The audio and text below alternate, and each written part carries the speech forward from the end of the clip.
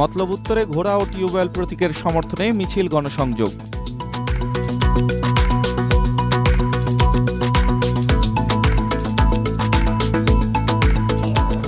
চাঁদপুরের মতলব উত্তর উপজেলা পরিষদ নির্বাচনে উপজেলা আওয়ামী লীগের দপ্তর সম্পাদক ও ঘোড়া প্রতীকের চেয়ারম্যান প্রার্থী মোহাম্মদ মানিক দর্জি এবং কেন্দ্রীয় আওয়ামী যুবলীগের সাবেক সদস্য ও টিউবওয়েল প্রতীকের ভাইস চেয়ারম্যান প্রার্থী রিয়াজুল হাসান রিয়াজের সমর্থনে মিছিল ও গণসংযোগ হয়েছে।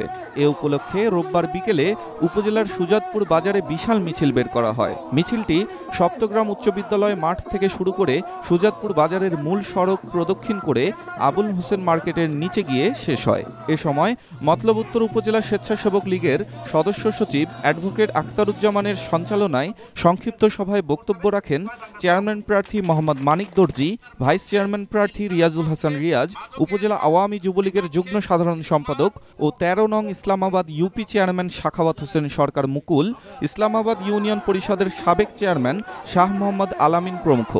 ভোটারদের প্রতি বক্তারা বলেন, আধুনিক ও স্মার্ট মতলব উত্তর উপজেলা গঠনে ঘোড়া ও টিউবওয়েল প্রতীকের প্রার্থীকে ভোট দিন। এতে এলাকা থেকে দূর হবে মাদক, অন্যায় ও অনিয়ম। তারা আরও বলেন, ভোটে ঘোড়া ও টিউবওয়েল প্রতীক নির্বাচিত হলে জননেতা মোফাজ্জল হোসেন চৌধুরী মায়া বীর বিক্রমের সহযোগিতায় মতলব উত্তরকে আধুনিক এলাকা হিসেবে গড়ে তোলা হবে।